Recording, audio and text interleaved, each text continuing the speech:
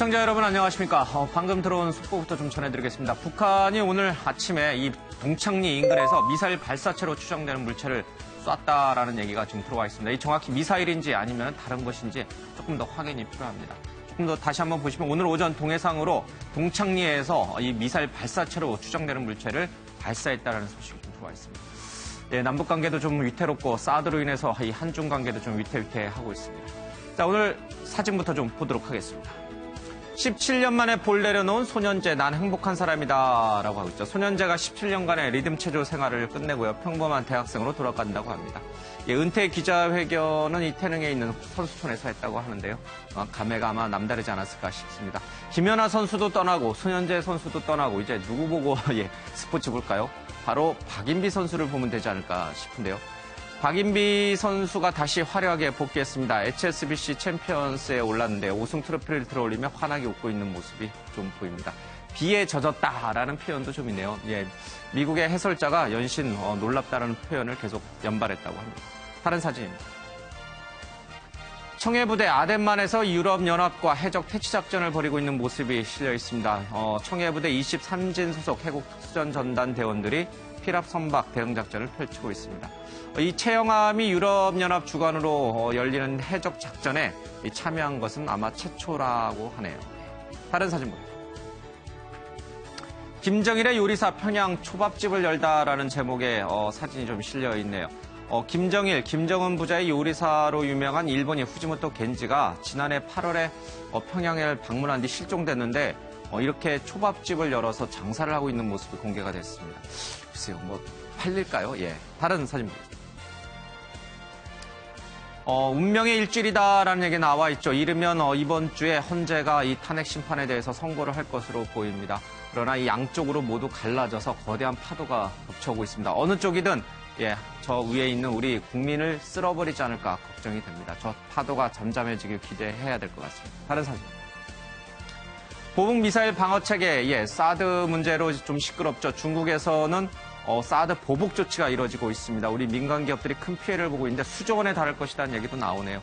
우리는 화살을 쐈는데 중국이 대갚아주는 것은 거의 핵폭탄급이네요. 오늘 함께해 주실 출연자분들 소개해드리겠습니다. 최병무 전 월간조선 편집장, 정군기 홍익대 교수, 최진영 변호사, 최진봉 성공회대 교수가 함께합니다. 어서 오십시오. 네, 안녕하십니까. 네, 먼저 매일경제신문부터 보겠습니다. 막판까지 뜨거웠던 광장, 사드 배치 찬반 극한 대립이다라고 해서 둘로 갈라진 우리 사회의 모습을 싣고 있습니다. 마지막 주말 광장 세대결이 펼쳐졌는데요. 이 촛불 집회에도 거의 100만 명에 가까운 인파가 몰렸고요. 이 태극기 집회 역시 주최 측 추산으로는 꽤 많은 인원들이 모인 것으로 알려지고 있습니다. 촛불 집회 참가자가 연인원 1,500만 명을 돌파하니까 누적입니다. 누적으로 1,500만 명을 돌파했다고 주최 측이 좀 밝혔죠. 탄핵에 반대하는 보수단체의 중심에는 또 이색적인 인물들도 많이 참여를 좀 했습니다. 화면을 잠깐 보겠습니다.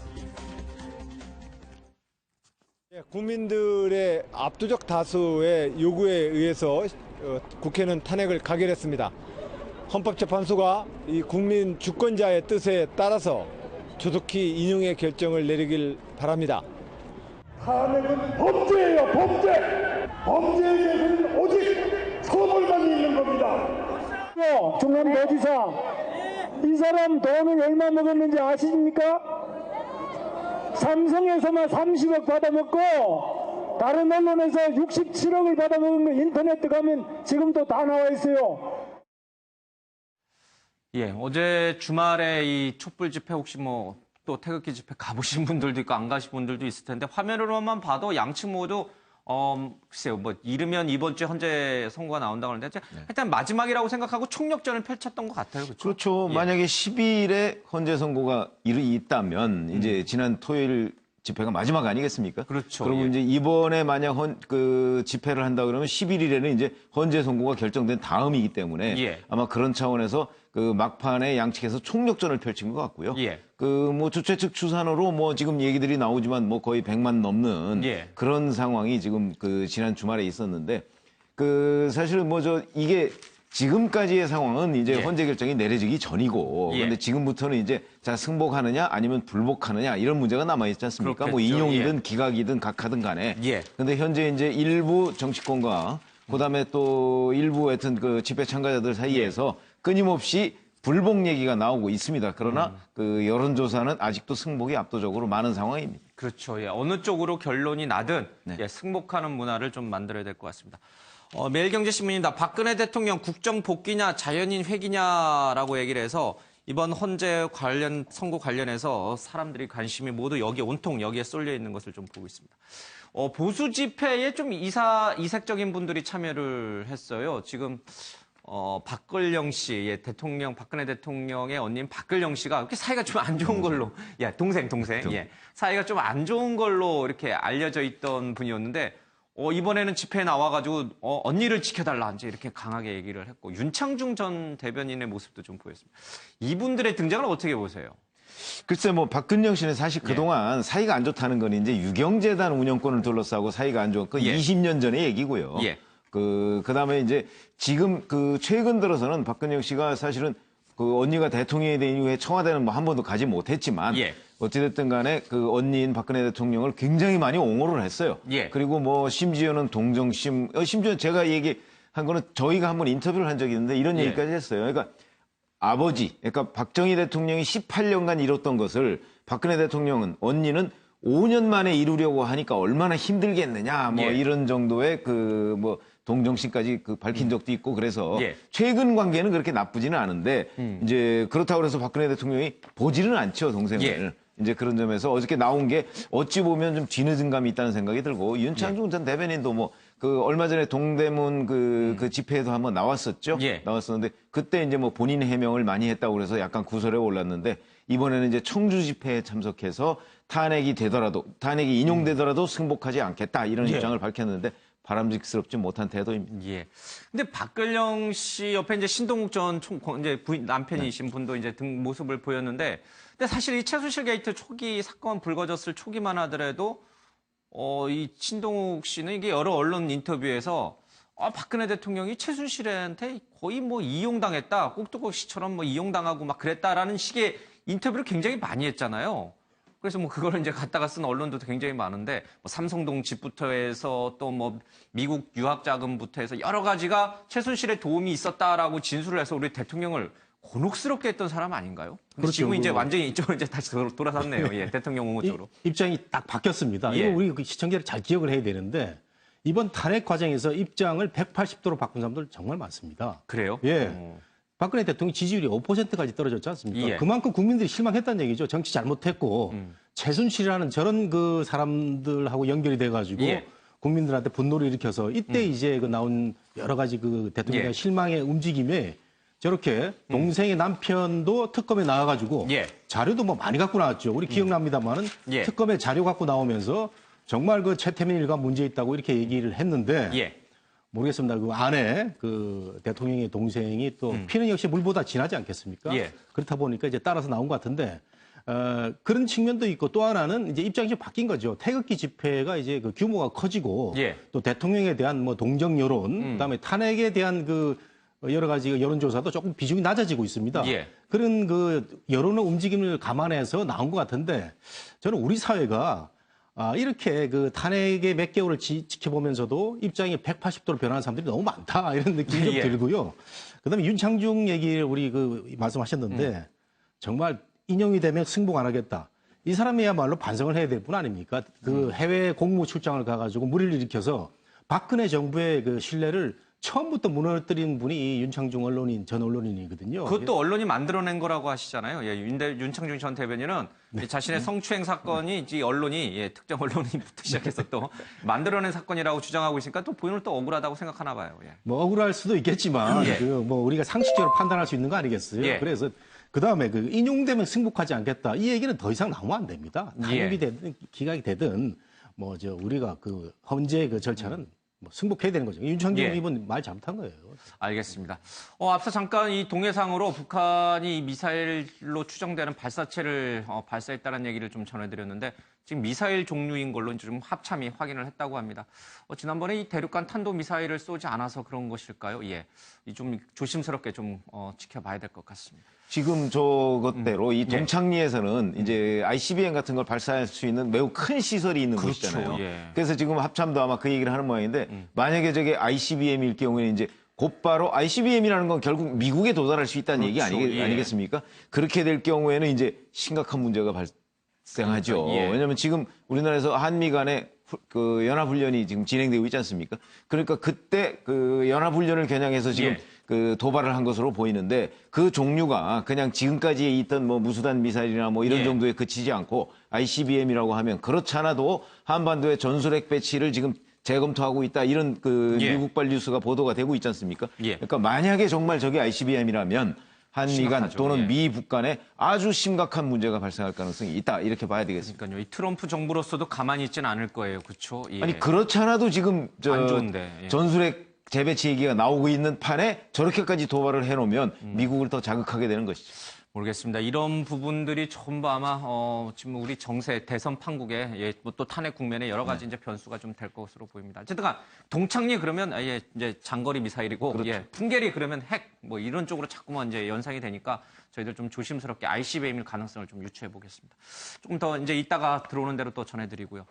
최 교수님은 어떻게 보세요? 윤창중 전 대변인이 글쎄요. 사실 이제 우리 정훈 교수님도 얘기하셨지만 박근혜 정부 초기에 대통령에게 굉장히 큰 누를 끼치고 이제 물러났잖아요. 그리고 굉장히 조용히 지냈는데 꼭 뭐 미국 검찰이 기소를 하지 않으면서 다시 이제 복귀를 이제 열심히 준비하고 계신 것 같아요.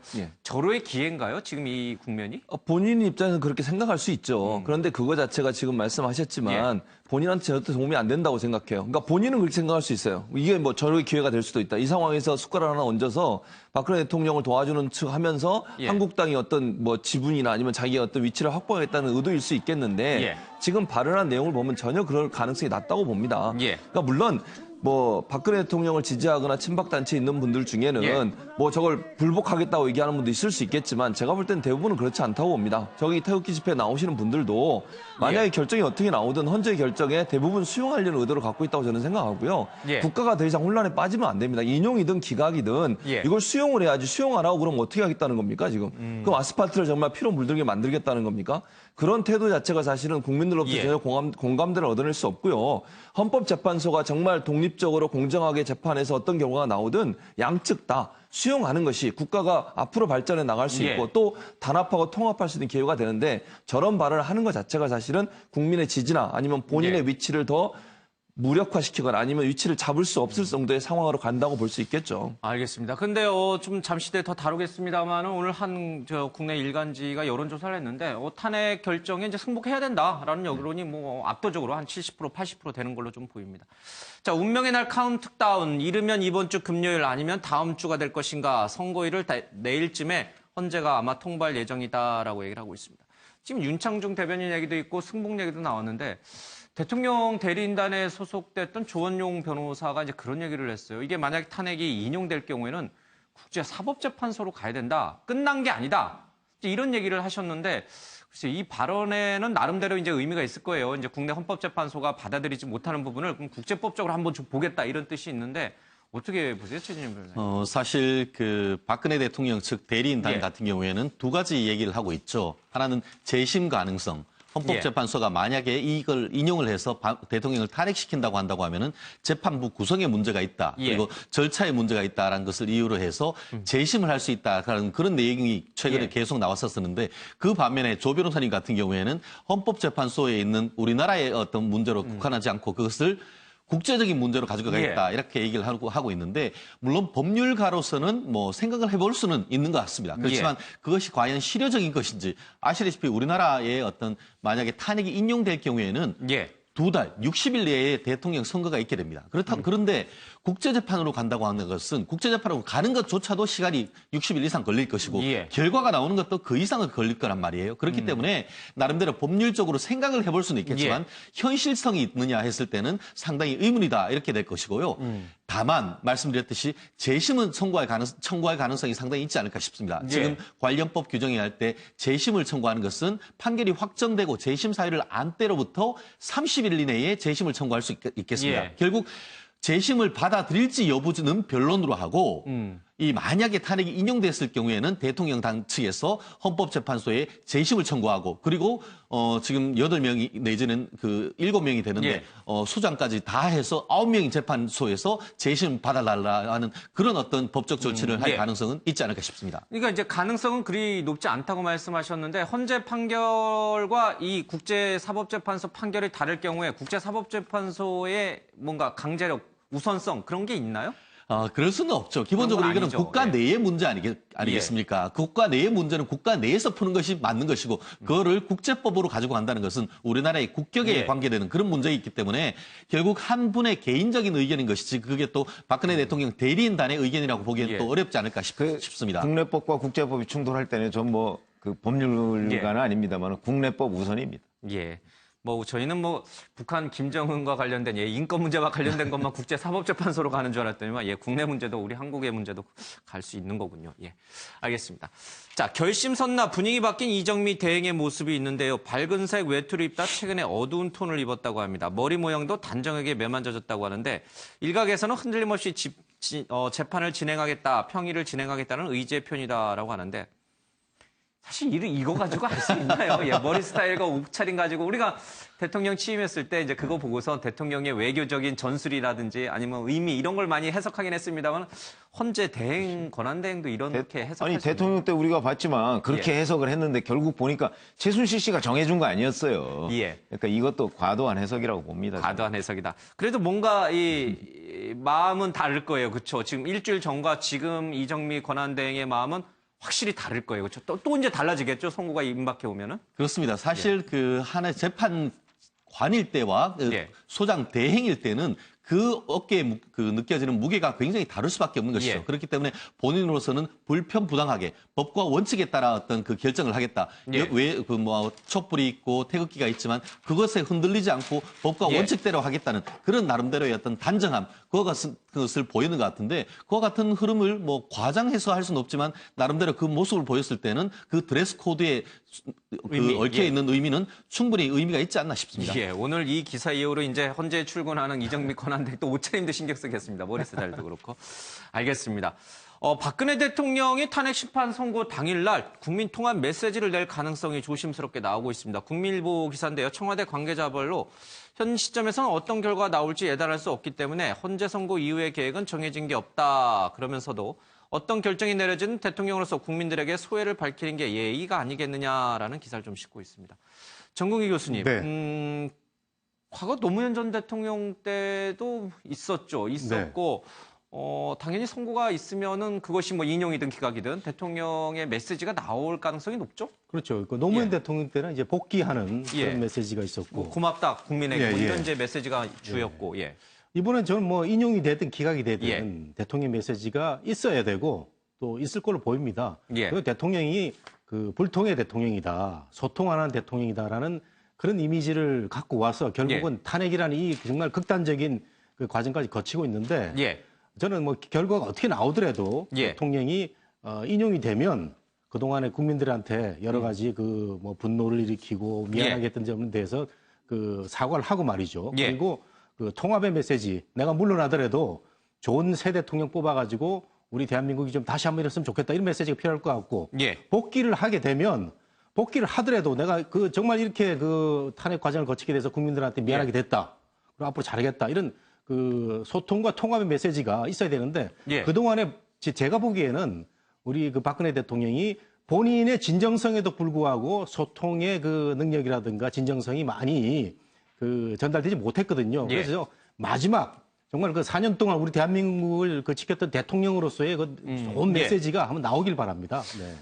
지금 이제 대통령 대리인단 쪽에 계신 분들 사이에서도 이거를 그대로 이제 수용할 수 없다라는 얘기가 이제 공공연하게 나오고 있는 상황에서 대통령의 대국민 메시지가 뭐 무엇이 됐든 인용이 됐든 기각이 됐든 이제 결과를 받아들이자 이쪽으로 나올 가능성이 있는 것인지 국민 의견은 탄핵 결정을 승복해야 한다는 의견이 국민일보 여론조사를 보니까 73%에 달해요. 그런데 이제 이런 걸 예. 생각하시면 된다고 봐요. 저는 2007년에 이명박 후보와 박근혜 후보 사이에 한나라당 경선이 있었잖아요. 그랬죠. 얼마나 치열하게 맞붙었습니까? 그게 사실상 본선이다. 이렇게 얘기를 할 정도였거든요. 그리고 서로 네거티브전도 난무했고 그랬는데 그 딱 끝난 다음에 박근혜 후보가 당시에 승복 연설을 했습니다. 그런 걸 보면 그게 박근혜 대통령의 스타일이라고 저는 보거든요.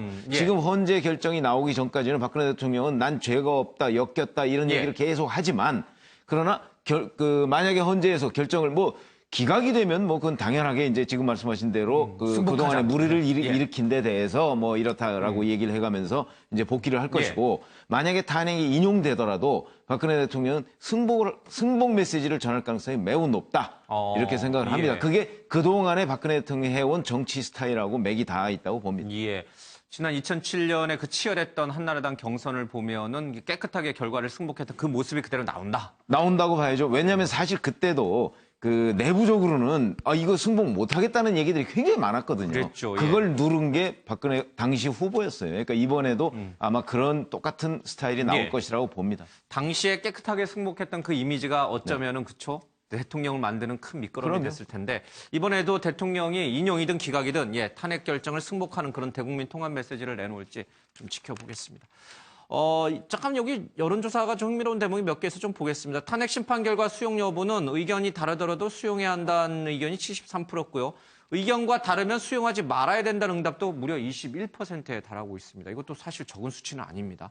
그 밑에 헌재가 지금 심판을 공정하게 보고 있느냐라고 하는 부분에서는 대체로 긍정이 43%, 매우 공정이 23%, 대체로 불공정이 17%, 매우 불공정이 8.3%. 그러니까 불공정하다는 여론도 한 25% 안팎으로 좀 있는 걸로 좀 확인이 되고 있습니다.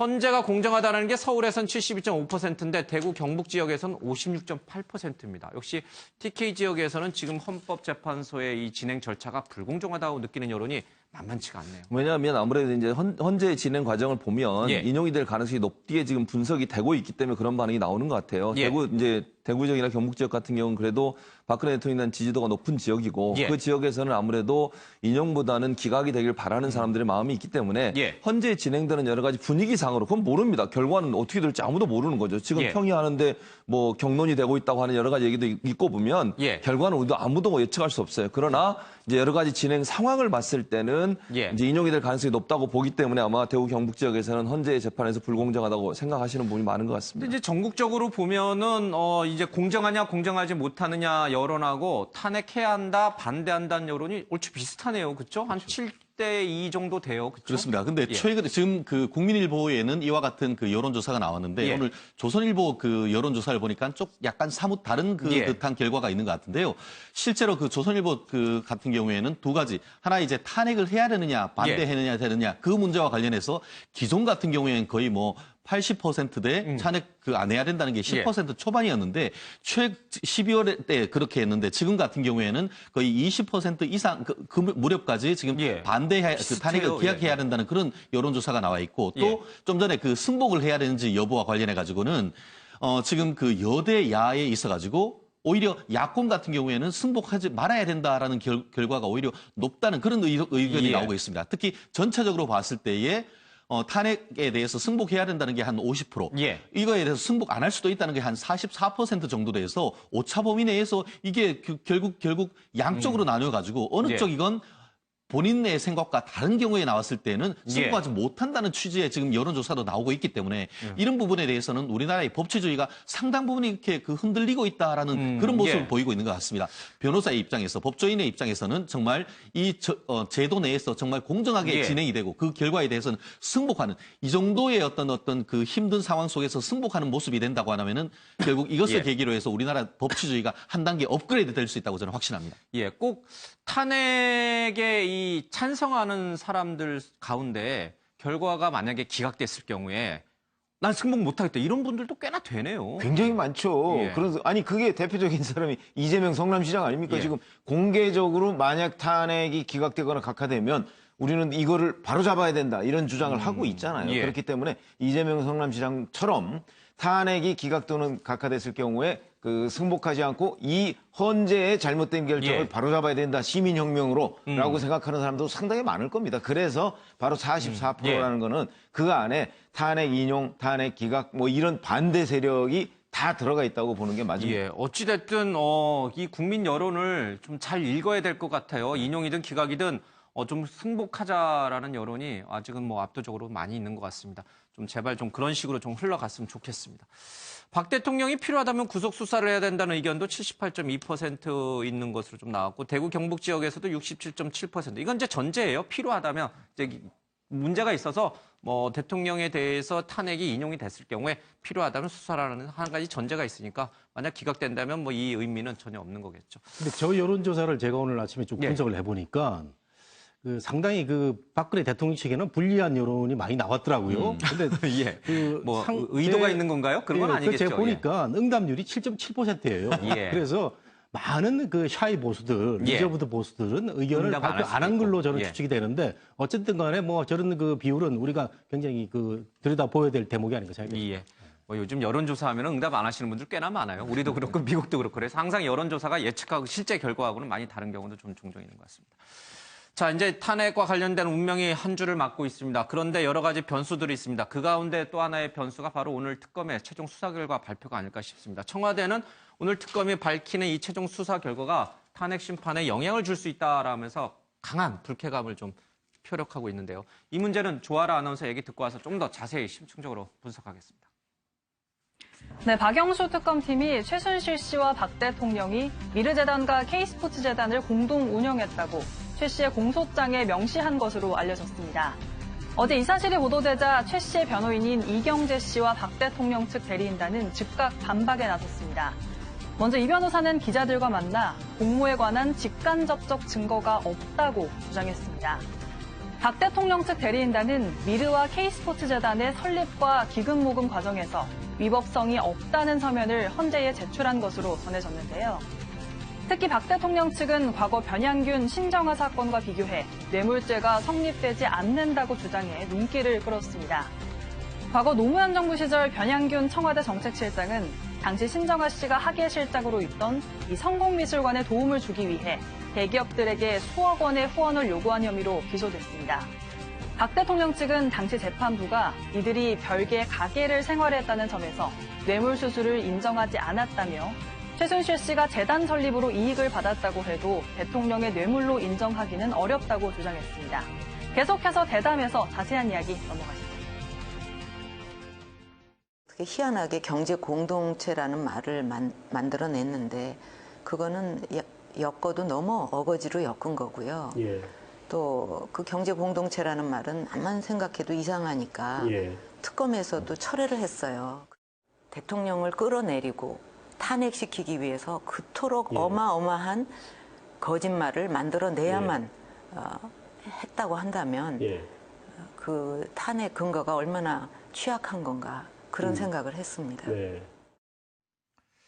예, 특검의 오늘 수사 결과 오후 2시쯤에 나올 예정인데 뭐 몇 가지 얘기들이 이미 이제 언론을 통해서 이제 보도가 되고 있습니다. 어떤 수사 결과가 나올지는 뭐 대충 유추가 되는 상황인데 일단 먼저 오늘 이 수사 결과 발표하는 것이 정말 이 탄핵 선고에 영향을 주는 것인가 이 부분을 한번 잠깐 좀 논하고 가야 될 것 같아요. 이제 특검 연장이 안 됐으니까 수사는 종료됐고 종료가 됐으면 수사 결과를 발표를 해야 돼요.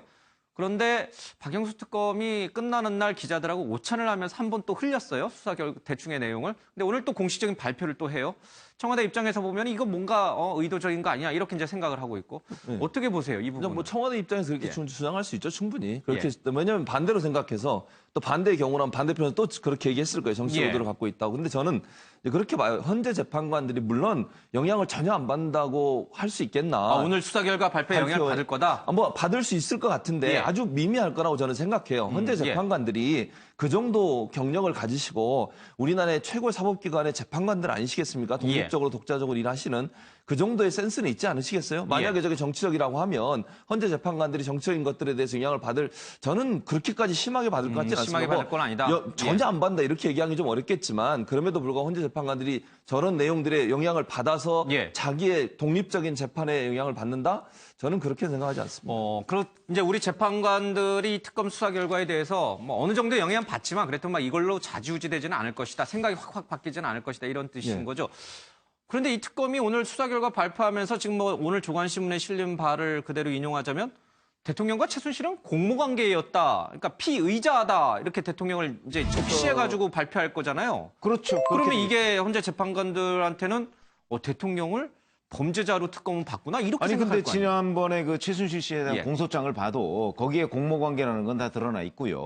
지금은 이제 K재단이나 그 미르재단의 공동 운영자였다 뭐 이런 식의 표현이 들어간다고 해요. 조간신문만 보면. 그렇죠. 조간신문만 본다면 그럼 공동 운영자라면 결국은 한 지갑을 사용했다는 얘기밖에 안 되잖아요. 그러니까 박근혜 대통령도 이 K스포츠재단이나 미르재단을 통해서 뭔가 이익을 취하려 했다라는 얘기가 되기 때문에 이 규정, 성격 규정은 굉장히 중요하고 만약에 특검이 그렇게 규정했다고 하면 앞으로 재판 과정에서도 이 문제는 그 아주 치열한 공방전의 대상이 될 것이다. 조금 전에 나왔지만 박근혜 대통령도 그 엮어도 너무 이상하게 엮은 거다라는 표현을 썼잖아요. 그 경제공동체라는 부분.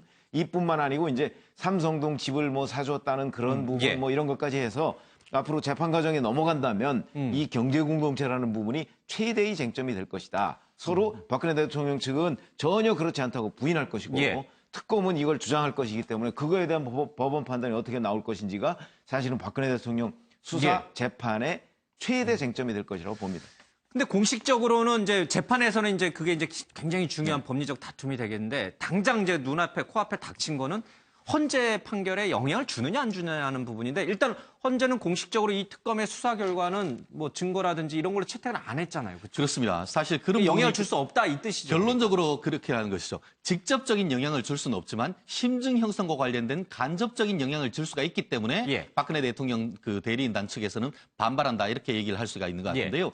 실제 지금 그 최순실 특검법 11조에 보면은 사건 처리 결과 보고라는 규정이 있습니다. 그래서 특검은 이게 그 특검 기간이 끝나면은 10일 이내에 서면으로 대통령과 국회에 그 결과를 보고해야만 한다라고 되어 있습니다.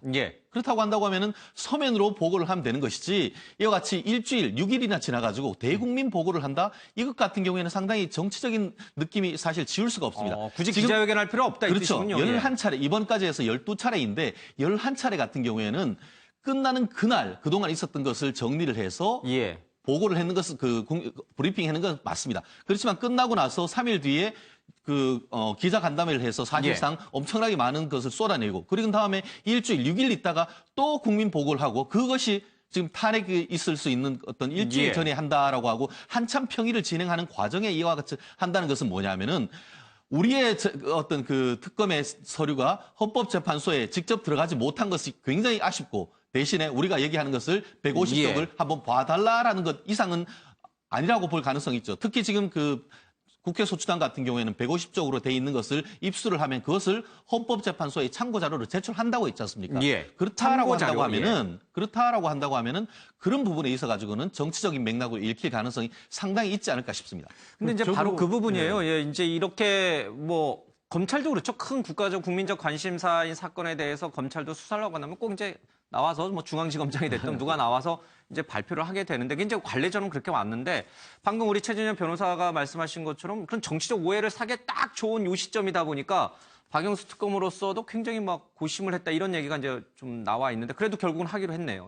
박영수 특검도 그런 얘기를 하고 있고 저는 최 변호사님 말씀에 동감인데 지금 대통령은 정치적인 탄핵을 받은 거거든요. 국회에서 우리 그 국민들의 대표인 그 국회의원들로부터 탄핵을 받았으면 이거 미국 같으면 벌써 이제 대통령 그 직을 그만둬야 되는 상황인데 우리나라는 이걸 더 신중하게 거치다 보니까 헌법재판소까지 가는 거 아닙니까? 이 과정에서 저는 그 재판소에서의 그 결정에 큰 영향을 준다고 생각하는데 왜냐하면은 이제는 이게 영향을 준다. 오늘 특검 수사 결과가 헌재 판결에 영향을 준다. 왜 그러냐면은 정치적인 어떤 그 탄핵을 받은 이후에 대통령이 또 실질적인 법을 어겨가지고 범죄자냐 아니냐 이거 따지는 과정입니다. 이게 이제 특검 수사인데 이 수사를 좀 더 신중하고 치밀하게 해야 되는데 그 말씀하신 대로 그 특검이 뭔가 그 기자 오찬 간담회라는 약간 그 가변 형식으로 뭐 피의 사실 같은 것도 흘리기도 하고 그다음에 어제는요 공소장이 또 갑자기 언론에 또 그 나와가지고 각 언론사마다 전부 단독이다 그러면서 웬 공소장이 언론사마다 단독인지 잘 모르겠어요. 이런 사실이 나타나서 결국은 그 영향을 미치는데 그 우리가 심리학 언론학 이론에서 그 어큐뮬레이션 이론이라는 게 있습니다. 자꾸 미디어를 통해서 그 어떤 사실을 주입을 시키면 그 사실이 정말 진짜 진실이냐 이렇게 그 뇌에 인지된다는 거죠. 예. 그런 거를 생각하면은 좀 더 우리 특검이 신중하고 뭐 보고서만 가지고는 저는 우리 그 국민들이나 예. 만족을 못 하겠다고 생각되는데 그렇다면은 오늘 같이 그 기자회견에서 정말 공식적이고 정확히 밝히되는데 오늘 그동안에 흘러나온 걸로 봐서는 저는 오늘 2시에 그동안에 나왔던 거 외에 별 뭐 큰 내용은 없지 않을까 생각합니다. 알겠습니다. 어쨌든 정치적으로 굉장히 또 헌법재판 판결을 앞두고 있고 굉장히 민감한 시점에 나오는 수사 결과 발표라 보는 시각도 좀 상반된 시각이 분명히 그래서 존재하는군요. 특검도 그걸 의식해서 오늘 그 발표만 하고 질문은 또 안 받는다고 질의응답은 또 안 받는다. 그러니까 지금 우리가 여기서 얘기하는 그런 헌재 결정에 영향을 미치려고 하는 것 아니냐 하는 의심, 예. 이 의심을 특검도 상당히 의식을 하고 있는 것 같기는 해요. 예, 알겠습니다. 그러면은 오늘 특검이 어떤 내용을 발표할 것인가, 뭐 대부분 다 이제 유추가 가능한 부분이어서 좀 그래도 좀 몇 가지 좀 짚겠습니다. 특검은 수사 결과에서 박 대통령의 혐의 내용을 보다 구체적으로 언급할 것으로 보인다. 박 대통령과 최 씨가 사용한 차명 휴대전화의 사용 이력에 기초해 해당 휴대전화가 대통령이 사용한 것이 맞고 두 사람이 공모관계라는 내용을 밝힐 예정이다. 그러니까 뭐 미르 K스포츠 재단뿐만 아니라 여러 가지 현안에 대해서 대통령과 최순실이 수시로 대포폰을 이용해서 전화통화를 한 사실이 확인됐다. 그래서 두 사람은 공모관계다라는 얘기를 하고 있습니다. 최순실과 대통령의 관계 정말 공모관계일까요? 대통령의 얘기 좀 들어보겠습니다. 춘추관에서도 밝혔듯이 그 몇십 년 된 그런 그 지인이다. 그렇다고 해서 지인은 지인이지. 지인이 다 아는 사람들이 있지 않습니까? 어떻게 하다 보니까 오랜 세월 아는 사람도 생길 수 있고 그런데 그렇다고 뭐 지인이 뭐 모든 거를 다 한다는 거는 있을 수 없잖아요.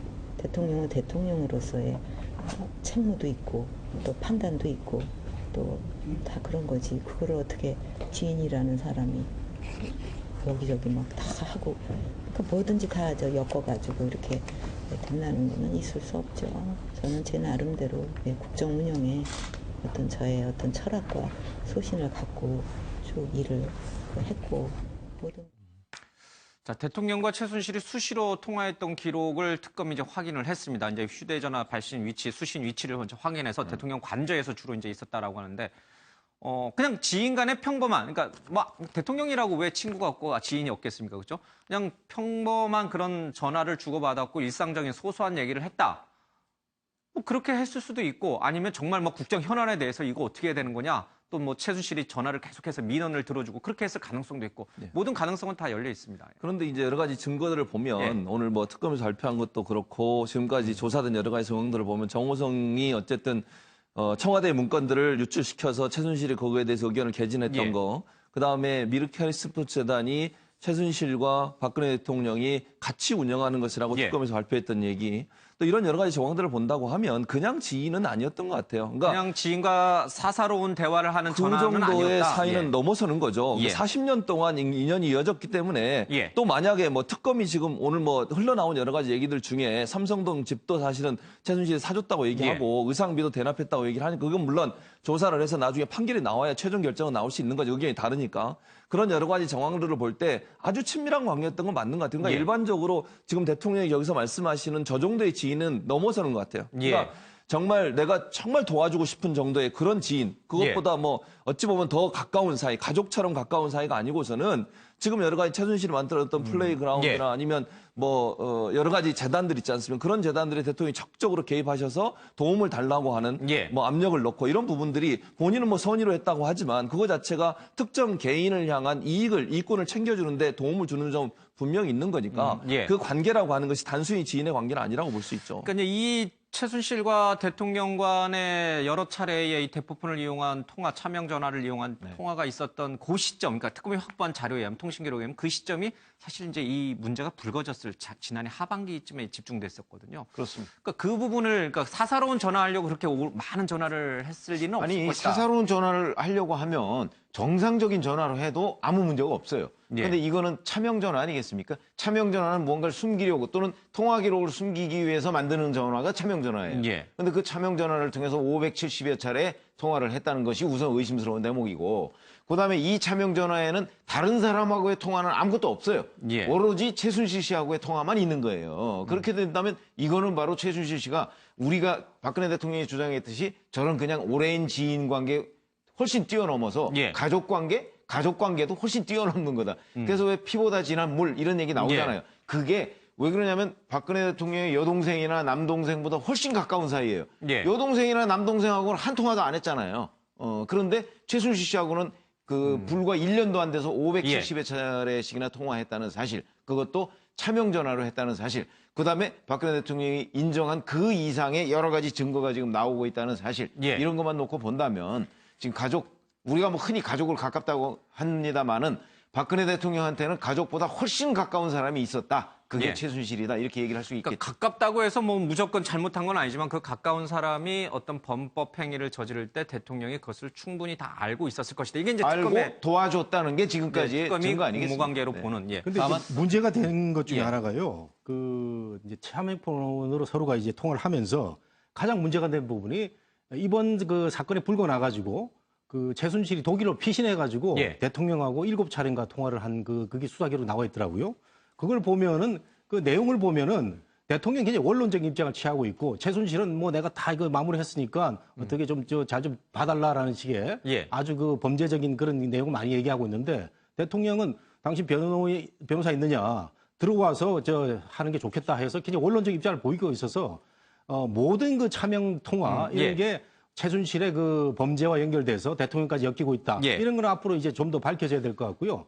저는 한 가지 이제 과연 그 세계 각국의 그 정상들이 이제 전화를 많이 쓸 텐데 그 역대 대통령들은 뭐 차명폰을 안 썼는지 또 외국의 정상들은 그 공식적인 전화 외에 어떤 또 전화를 갖고 있는지 메르켈 같은 경우는 뭐 도청이 염려스러워서 또 다른 전화를 갖고 다녔다고 하는데 이건 개인적인 궁금함인데 이런 거 좀 언론에서 얘기 좀 예, 저도 예. 이걸 꼭 말씀드리고 싶은 것은 지금 그 정 교수님이 잘 지적해 주셨는데 아시다시피 그 10월 25일이었습니까? 박근혜 대통령이 1차 대국민 담화를 예.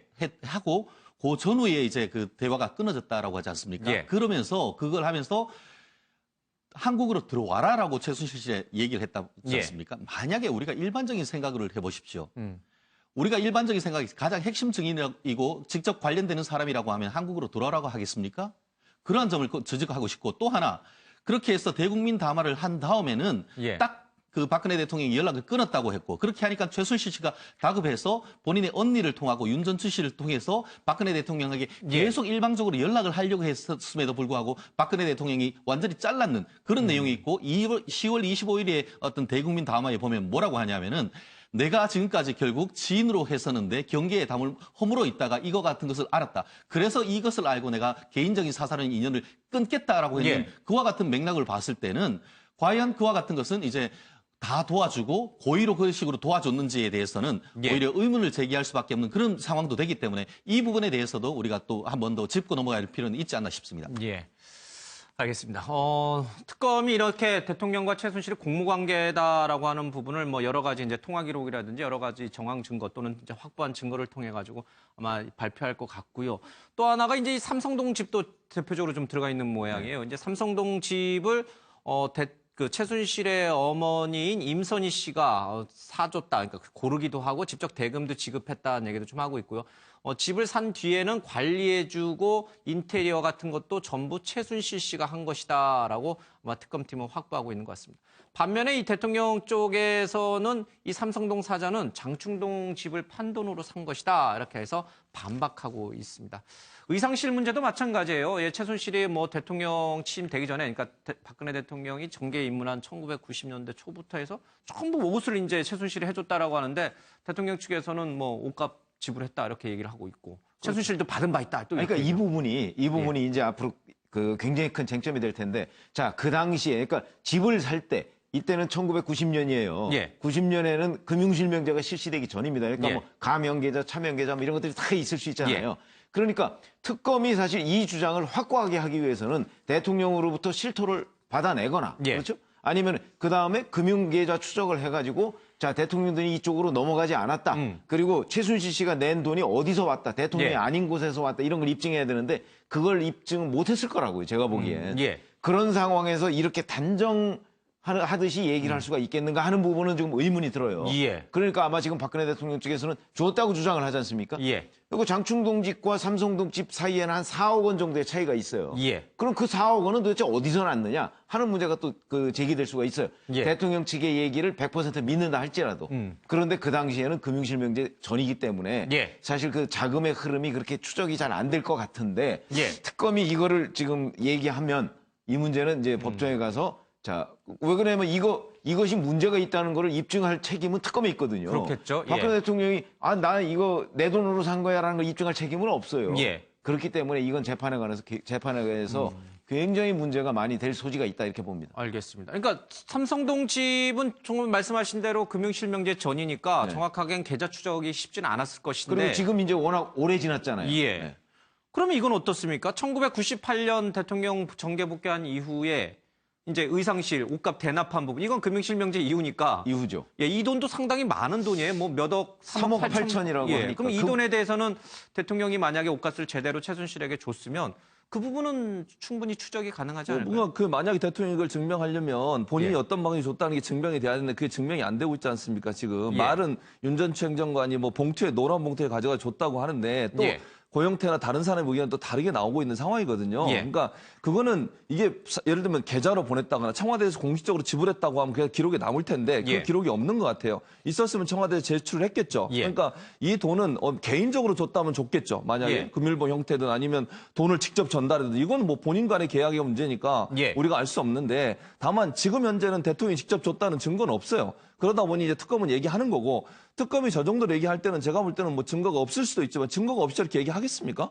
저는 그렇게 생각 안 해요. 모르겠죠. 예. 만약에 그렇다고 예. 하면 특검이 얼마나 큰 역풍을 맞겠어요. 만약에 저렇게 얘기를 했는데 아무런 증거 없이 특검이 저 얘기를 했다. 제가 볼 때는 특검의 모든 조사 내용에 대한 불신이 엄청나게 커질 거예요. 그래서 알겠습니다. 예. 뭐 오늘 발표하는 내용 중에 저게 들어갈지 안 들어갈지 모르겠지만 예. 특검도 자체적으로 나름대로의 어떤 증거와 여러 가지 자료들을 예. 갖고 있을 가능성 저는 있다고도 봅니다. 근데 저도 중요한 얘기 때문에 좀 말씀드리고 싶은데 그 옷값에 대해서는 지금 그 3자 의견이 다 다릅니다. 예. 고영태는 최순실한테 받았다 이런 얘기했고 대통령 그 유영하 대변인은 우리는 뭐 정확하게 지불했다는 얘기를 하고 있고 최순실은 뭐 대통령이 받긴 받았다라고 해요. 뭐 더 이상 구체적인 얘기는 사생활이다 이렇게 얘기했대요. 이건 예. 뭐 수사를 해봐야 되고 그다음 집값 얘기도요.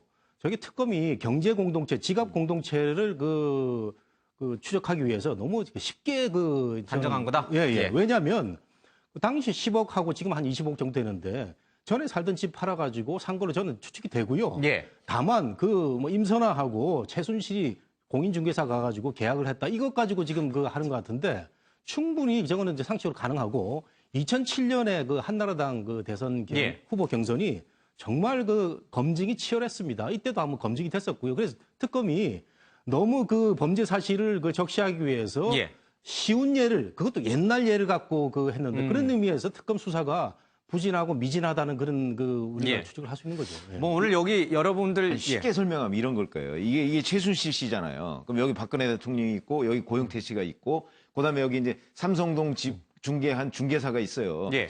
근데 이거는 지금까지 다 우리가 객관적인 증거로 보면 최순실 씨한테 고영태 씨가 옷값 돈 받았다고 그랬죠.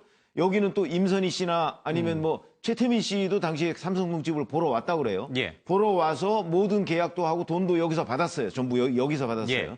자, 그런데 우리가 만약 범죄가 되려면 지금 요 부분이 문제예요. 여기서 돈을 줬느냐 안 줬느냐 박근혜 그렇겠죠. 대통령이. 예. 근데 이 부분은 계좌 추적도 안 되고 뭐 아무것도 되는 게 예. 없는 것 같아요. 제가 보기.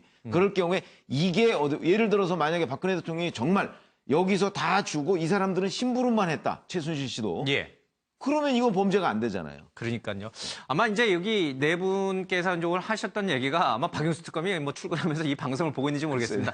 이따가 발표할 때 이거를 면밀하게 잘 얘기하게 됐군. 아마 이 생각을 하지 않을까 싶기도 합니다. 어쨌든 뭐 대통령과 최순실을 오랫동안 옆에서 봐왔던 사람들, 뭐 대표적으로 최순실의 운전기사라든지 이런 사람들의 증언을 빌면은 대통령은 최순실에게 글쎄요 경제적으로 상당히 의존했던 것이다라는 식으로 여러 번 증언이 나온 터라 이 부분과 관련해서도 특검이 어떤 증거를 확보하고 있었는지 좀 지켜봐야겠습니다. 최순실이 삼성 합치도록 도와줬는데 은혜도 모른다라는 식의 얘기가 오늘 또 나올 것 같은데요. 공소장 내용이 이런 내용이 있나 봅니다. 아마 이재용 부회장이 특검 조사 때 여러 가지를 얘기한 것 같은데 승마협회 회장사를 맡고 있는 한화가 정유라 지원에 소극적이니 회장사를 삼성으로 바꿔서 더 적극적으로 지원해달라라는 최순실의 전화를 받고 박근혜 대통령이 이재용 부회장을 만나서 승마협회 회장사를 삼성이 맡아달라 이런 식으로 요청했다는 내용이 좀 들어가 있습니다. 그리고 또요, 경영권 승계 작업도 정부 임기 내에 해결하지 않느냐라는 식으로 대통령이 이 부회장을 압박했다라는 내용도 좀 들어가 있습니다.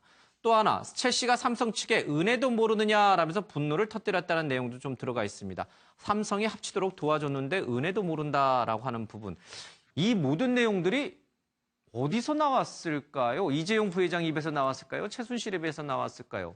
그러니까 누군가 입에서 나왔으니까 이 특검이 공소장에 이 내용을 넣겠죠? 결국 그 삼성 관계자 그리고 예. 최순실 씨가 그 진술의 근거지가 될 것 같은데요. 예. 아시다시피 그 특검 같은 경우에는 박상진 그 삼성 그 전자 사장에 대해서 상당히 독일에 가서 실무를 맡아라는 사람이기 때문에 예. 아마 박상진 사장으로부터 그와 같은 진술이 나왔을 가능성이 과연 실제로 그와 같은 진술이 있다고 하면은 했을 가능성이 있고 이 독대 얘기는 대통령하고 이재용 부회장 두 사람 중에 한 사람 입에서 나왔는데 그렇죠. 대통령은 또 독대 내용 같은 경우에는 예. 지금 보면은 그 세 차례 독대했지 않습니까? 예. 보면 2014년 9월달 그리고 2015년 7월달 그리고 예. 2016년 2월달 이렇게 독대를 했는데 그 중에서도 이제 뭐 최초에는 지금 그 뭐 승마 예. 유망주 이런 식으로 도와달라라고 했다가 예. 그 경우에 지금 언론 보도에 보니까 이 그 정유라라는 사람을 딱 찍어서 얘기를 했다라는 것도 예. 언론 보도에 나오고 있는 것 같은데요. 뭐 그와 같은 것은 실제로 그와 같은 그 이재용 부회장이 얘기를 했는지 여부는 앞으로 이제 재판 과정에서 드러날 것 같습니다. 왜냐하면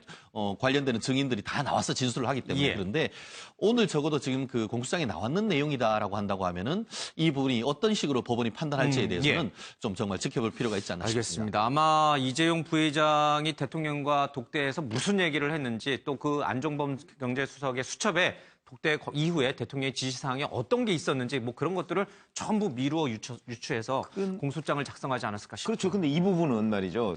이게 또 이제 법정에 가서 굉장한 쟁점이 될 거예요. 왜냐하면 저 부분을 삼성 아니면 얘기할 곳이 없지 않습니까? 그렇겠죠. 그렇죠. 이제 삼성이 이제 삼성한테 최순실 씨가 막 저런 식으로 압박을 가하고 대통령도 이제 비슷하게 했다는데 아마 삼성은 저 내용을 왜 얘기했냐면 아니 이런 식으로 우리한테 강요를 했다는 차원에서 얘기를 했을 것인데 특검은 이거를 뇌물의 한 수단으로 지금 본 거란 말이죠. 예. 그렇게 따진다면 이건 박근혜 대통령 측에서 보면 엉뚱하게 원래 진술은 그게 아니었는데 이거 엉뚱하게 엮은 거다 이렇게 주장할 근거가 돼요, 저게. 예. 그리고 삼성도 그렇게 주장할 근거가 되고 삼성은 저걸 강요죄의 근거로서 지금 내놓은 걸 거라고. 근데 특검은 뇌물죄의 근거로 저걸 지금 법정에서 활용하려고 하는 것이죠. 근데 이 삼성도 꼭 이제 강요만 받은 게 아니라 삼성도 자신들의 이권을 챙기기 위해서 삼성생명 금융지주사 전환 문제라든지 이런 거를 이제 부탁했던. 그런데 이제 그거는 세 번째 독대거든요. 예. 그러니까 삼성의 논리는 제가 추정컨대 이런 걸 거예요. 첫 번째, 두 번째에서 강요를 받아서 어쩔 수 없이 하게 된 상황이었는데 어쩔 수 없이 아니 우리도 하게 뭔가 된 챙기자. 상황이었는데 세 번째 독대에서까지 또 그 얘기를 하니까 이제 우리도 그러면 뭐 그냥 생돈 뺏길 수 없는 거 아니냐. 그러니까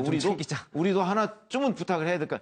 아니 그거는 실제 상황으로 가능할 수 있다고 생각해요. 예, 근데 그래서 저게 말이죠. 그래서 아마 박영수 말씀드리고 특검이 싶은데. 이번 사건의 본질이 국정농단과 정경유착이라고 말했던 부분이 아마 거기서 생기는 것 같습니다. 예.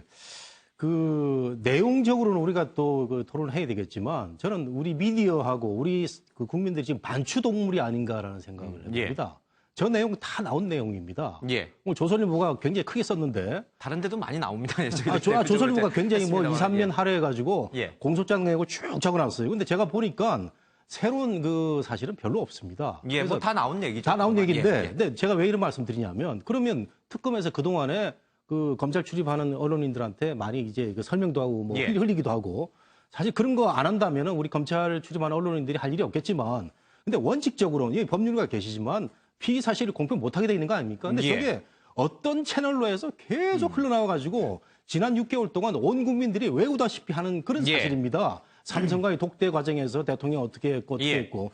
그래서 저는 그 새롭게 그 정리하는 의미로만 긍정적으로 해석할 것도 있지만 그 다시 한번 저 사실을 그 또 계속 늘려가지고 온 국민들한테 스트레스를 주고 뭐 하는 과정이 과연 바람직한가 하는 생각이 예. 좀 듭니다. 그러니까요. 지난번 노무현 전 대통령 그 수사 때도 관련 피의 사실이 계속 언론을 통해서 보도나고 물론 그 중엔 진실도 있었고 거짓도 있었습니다만 그때도 한번 논란이 됐는데 이번에도 똑같이 비슷하게 좀 논란이 되네요. 그러니까 피의자 공표 문제는 사실은 조금 한번 저희들이 기자들이 열심히 취재해서 그런 것도 있습니다. 그렇지는 않습니다. 그 부분에 대해서는 제가 명확하게 얘기를 해야 되는 것이 피의 사실 공표란 것은 그렇기 때문에 최초에 이제 최순실 씨에 대한 재판에 넘긴 다음에 어떻게 했냐면은 직접 다 아마 기억하실 겁니다. 특검에서 그거를 공표를 하지 않고 법원한테 넘어가서 법원이 공소장을 공개하도록 했습니다.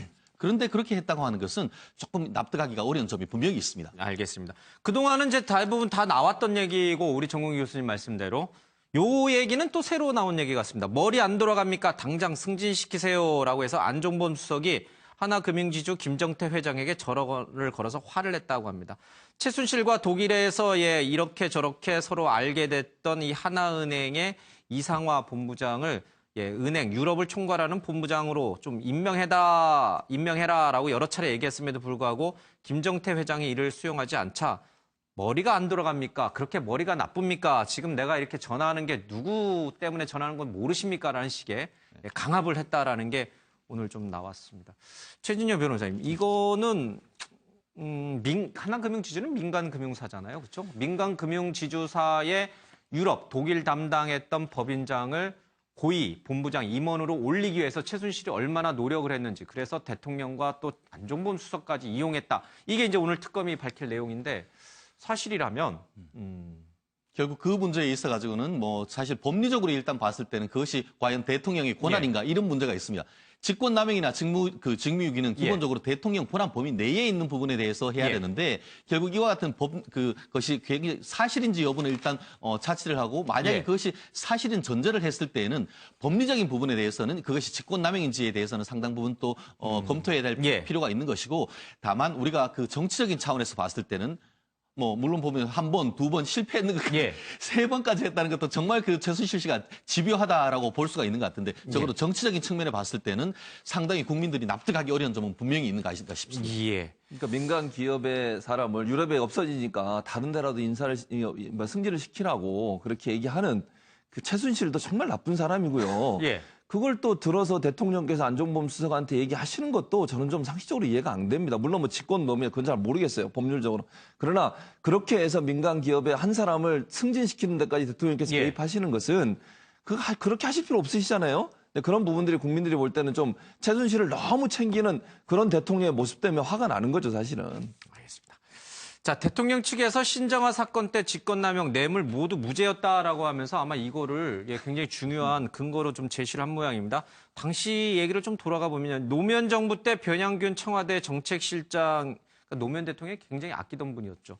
이분이 신정아 씨의 이제 교수 임용이라든지 아니면 허위 학력 문제라든지 또 미술관에서의 뭐 미술품 구매라든지 여러 가지 관련해서 후원 압박을 했다라고 하는데 이게 이제 대법원에서 무죄 판결이 나왔어요. 무죄를 이제 선고받았는데 자 봐라.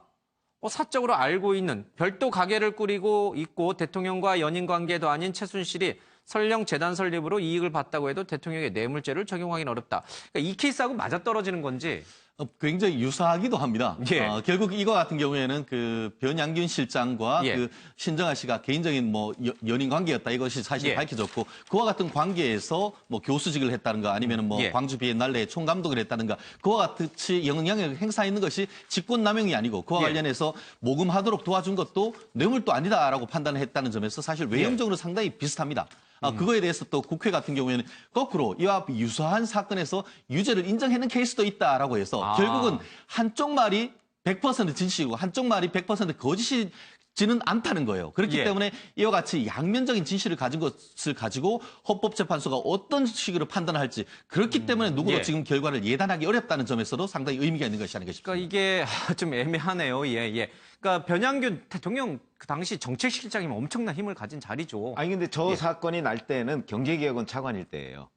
정책실장 때도 저 사건, 그러니까 기업한테 압박을 넣어서 신정아 씨 그 미술관에다가 지원금을 주어라 했을 때는 기획재정부 차관 때이기 때문에 그때는 정책실장 때하고는 조금 차이가 있어요. 불거진 건 정책실장 때 그렇죠. 불거질 때는 예. 그때 불거진 거죠. 그러나 저거의 결정적인 차이는 신정아 씨와 변양균 실장이 무슨 공동지갑을 사용했다 뭐 이런 의혹이 있었던 건 아니에요. 저 때는. 그렇죠. 그러니까 그냥 뭐 그거와 이 연인 사건의 관계냐? 결정적인 차이. 예. 지금은 박근혜 대통령과 최순실 씨가 공동지갑이 아니냐 하는 의혹이 뭐 CCTV나 이런 거로 여러 차례 지금 드러나 있잖아요. 예. 그 점에서 결정적인 차이가 있다고 있다. 봅니다. 예. 아니 근데 그 기재부 차관이 얼마나 막강한 자리를 그 막강하죠. 언론계 생활을 오래 하시는 우리 최 국장님이 뭐 별거 아니시게 아니 막강한데 이제 청와대 때가 공동지갑인 아니었다 이런 뜻이죠. 아니 근데 그 변양균 실장은요 노무현 정부의 그 경제 정말 아이콘 우상이었습니다 정말. 예. 그 노무현 정부가 여러 가지 뭐 허약하다는 얘기가 많았을 때 저 실력 있는 경제 관료가 받쳐주는 의미에서 그게 상징적인 인물이에요. 저 인물이 기업에다 전화해가지고 저 성공미술관에 그 지원 좀 해라 하고 깜짝 놀란 겁니다. 근데 저게 저는 그 어떻게 변호사를 잘 샀는지 어떻게 저런 사안이 무죄가 났을까 직권남용이. 예. 그 정말 그 이해가 안 가는 부분인데 이거 저 법률가 계신데 한 말씀을 좀 제가 들었으면 좋겠다. 예. 들고 뭐 그런 경우도 있고 무죄 예. 나온 경우도 있고 안 나온 경우도 있다고 하니까 예. 이게 딱 이 사건만 보고 똑같다 이렇게 하기는 좀 어렵겠죠. 예, 그리고 대통령 대리인단 측 그 설명으로는 두 사람은 연인 관계인데도 그 뇌물죄나 뭐 직권남용이 안 됐으니까 예. 최순실과 그 대통령은 친구 관계인데도 성립이 안 될 것이다 이런 논리로 지금 반박을 하고 있는 거죠. 알겠습니다. 어쨌든 이번 사건을 계기로 대통령과 최순실 씨는 이제 인연을 완전히 끊은 것 같다라는 얘기가 좀 나옵니다. 40년 절친과 2년 끊은 대통령, 그래서 대리인단은 최순실이 대통령을 속였다라고 얘기를 하고 있습니다. 그리고 이번 사건은 최순실과 내연관계였던 고영태가 정우성 등으로부터 최순실이 전달받은 청와대 자료를 불법적으로 확보하고 그리고 최순실이 대통령 몰래 개인적 이익을 추구했다는 약점을 알아낸 고영태 일당이 자신들의 이익을 취득하려고 실패한 것이 본 사건의 본말이다 이렇게 이제 얘기를 하고 있습니다. 자, 대통령 대리인단 쪽에서는 이렇게 보고 있고 특검은 그게 아니라 공모관계였다 이렇게 이제 보고 있어서 아마 첨예한 좀 갈등이 있는 것 같습니다. 어쨌든 두 사람의 40년 지인 관계는 끝난 게 아닌가 이런 생각도 좀 듭니다. 최순실 씨 나중에 언제가 될지 모르지만 출소한 뒤에 봐야죠. 예. 최순실 국정농단 문제가 미국 인권보고서에 등장했다고 합니다. 미국 국무부가 국가별 인권보고서를 냈는데 최순실 얘기가 좀 실렸네요. 대통령이 최 씨의 행위에 연루됐다는 믿음이 광범위하게 퍼져 있으며 이는 대규모 시위로 이어졌다라는 얘기가 좀 국무보고서에 좀 실려 있습니다. 자, 오늘 특검의 발표가 있을 예정이고요. 그리고 탄핵 심판 선고도 과거의 통진당 때와 마찬가지로 생중계될 가능성이 높습니다. 자, 이제 정치권 소식으로 오죠. 안희정 2주 연속 하락세를 보이고 안철수는 꾸준한 상승세를 보이고 있다라고 해서 국민일보 여론조사가 좀 나와 있습니다. 비문의 반격, 안희정은 싸가지 있는 진보다라고 공개 지지를 하고 있습니다. 자, 이거는 어떻게 봐야 됩니까? 독주 체제, 독주를 달리고 있는 문재인 전 대표를 견제하기 위해서 이제 안희정 지사도 이제 칼을 좀 가는 그런 모양새라고 봐야 되나요? 뭐 그렇게 봐야겠죠. 예. 안희정 지사 입장에서는 이제는 물러설 수 없는 한 판이 예. 돼야 되는 거 아니겠습니까? 예. 탄핵이 어떤 형태로 결정될지 모르겠지만 만약에 경우 인용이 된다고 하면 짧은 시간 안에 본인의 지지도를 끌어올려서 본인이 민주당의 후보가 돼야 되는 상황이 되다 보니 결국 비문계를 모을 수밖에 없어요. 예. 그러니까 친문 계열은 어쨌든 한쪽으로 모아 있는 상태고 나머지 세력을 모아서 어쨌든 세규합을 하는 것이 결국은 안희정이 다시 한번 1위를 탈환할 수 있는 기회를 볼 수 있는 모색을 한다고 볼 수 있겠죠. 그런데 오히려 안희정 지사 진짜 리얼미터 여론조사입니다만은 저희 엠벤과 같이 했던 여론조사입니다만 크게 이제 많이 6.3%포인트나 떨어지는 게 나오는데 저 결정적 계기가 연정 문제였잖아요. 선의도 있었고, 선의도 있었고. 그러니까 오히려 보수 쪽으로 자꾸 손을 뻗으면 뻗을수록 이 안희정 지사의 지지율은 계속 떨어지는 걸로 이제 지표상으로는 그렇게 해석이 되는데 그렇죠. 지금처럼 이렇게 비문을 향해서 그러니까 문재인 대표를 향해서 비문을 끌어안는 행보가 과연 지지율 상승에 도움이 될까? 아니 근데 안희정 충남지사로서는 저는 국민 경선이잖아요. 더불어민주당이 국민 경선은 상당한 정도로 조직 경선이거든요. 그러니까 지금 문재인 전 대표와 어떤 그 야권 지지자층을 상대로 해서 경쟁을 해봤자 소용이 없어요. 이미 야권 지지자층은 문재인 전 대표가 대부분 조직적으로 다 장악하고 있어요. 그러니까 안희정 충남지사는 제가 안희정 충남지사라도 저 방법 외에는 반전의 기회를 잡을 기회가 전혀 없어요. 당내에서는 비문 세력을 잡고 당내에서는 보수 쪽까지 당내 비문 세력이라고 해야 많아야 20% 정도 된다는 거 아니겠어요? 근데 이 정도 가지고서는 어떻게 대항을 하게 됐습니까? 그러니까 밖에 민심을 흔들어서 민심이 당심에 영향을 미치게 하겠다 이런 방법밖에 없는데 그 방법도 저는 개인적으로는 뭐 불가능하다고 보고 그러나 안희정 충남지사는 그 방법밖에 없기 때문에 그 방법을 쓰고 있는 거죠. 예. 자, 황교안 대행의 지지율은 굉장히 많이 급상승을 하고 있고 앞서 잠깐 신문에서도 읽었는데 안철수 전 대표의 지지율도 이제 약간 상승세, 뭐 큰 폭은 아닙니다만 상승세로 돌아서서 이것도 좀 눈여겨봐야겠죠. 예, 오늘 뭐 그 여론조사가 하나 나왔는데 예. 그 조선일보인가요? 거기에 예. 보면은 문재인이 모든 후보와 뭐 1대1로 붙어도 이긴다. 예. 그다음에 다자구도 이긴다. 그나마 경쟁력은 황교안 대행이 예. 좀 있는 걸로. 그러면서도 안철수 그 후보가 예. 황교안 후보보다 더 그 높은 걸로 이렇게 나와 있는데 예. 저는 이게 생각합니다. 아까도 말씀드렸지만 저 여론조사가 7.7% 응답률입니다. 그래서 예. 그 응답률은 적어도 10% 이상 올라갈 때 그 예. 뭐 저는 설득력을 갖고 있다 개인적으로 믿고 있는데 예. 황교안에 대한 그 지지율이 안철수보다 떨어지는 이유는 샤이 보수들, 예. 이제부터 보수들은 아직 그 탄핵에 대한 결과도 안 나오고 예. 그 갈 곳을 그 이런 마음을 아주 추스리지 못해가지고 대답을 안 한 거예요. 그렇기 때문에 저는 앞으로 황교안 그 권한 대행의 예. 상승 가능성이 충분히 있다고 봅니다. 알겠습니다. 자, 이 중국 앞서 잠깐 미사일 얘기도 했는데 사드 쓰나미가 몰려오고 있습니다. 대외 개방 늘린다면서 앞뒤 안 맞는 중국 전인대 이제 대외 얘기를 좀 싣고 있습니다. 자, 좀 보겠습니다. 자, 위기의 롯데 정부의 SOS를 쳤지만 정부로서는 할 수 있는 방법이 없습니다. 오히려 이 사드 배치를 서둘러서 빨리 이 논란을 끝내는 게 좋겠다 이런 식의 얘기가 흘러나오고 있습니다. 유커가 사라진 명동 썰렁합니다. 화장품 매장, 게스트하우스 모두 텅텅 비었고 봄이 왔지만 봄은 오지 않았다라는 얘기가 춘례 불사춘 얘기가 좀 실려 있습니다. 그리고요, 이건 좀 다른 얘기가 좀 되겠군요.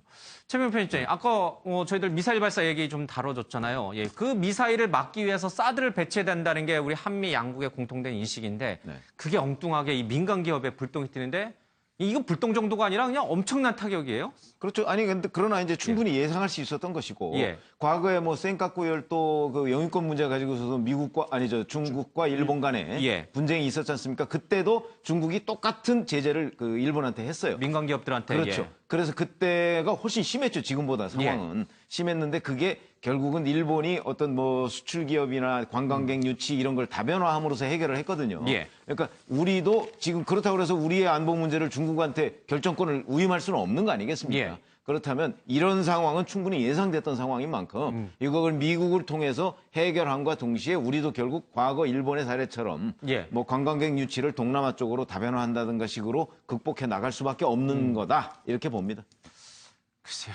이게 문제 말은 맞는 말씀이신데 당장 피해 입는 우리 기업들 또 중국에 진출해 있는 중소기업들 롯데는 뭐 큰 기업이긴 합니다만 그렇죠. 그 중소기업들이 받는 피해는 뭐 이루 말할 수가 없어요. 그냥 회사 생존이 걸려 있으니까. 그렇죠? 아니 그러니까 기업은 기업 입장 우리가 이해 못한다는 게 아니라 예. 기업 문제 그렇다고 해서 안보를 희생하면서까지 그렇게 할 수는 없는 거라고 보는 거죠. 알겠습니다. 네, 아침엔 매일경제 여기서 마치겠습니다. 고맙습니다.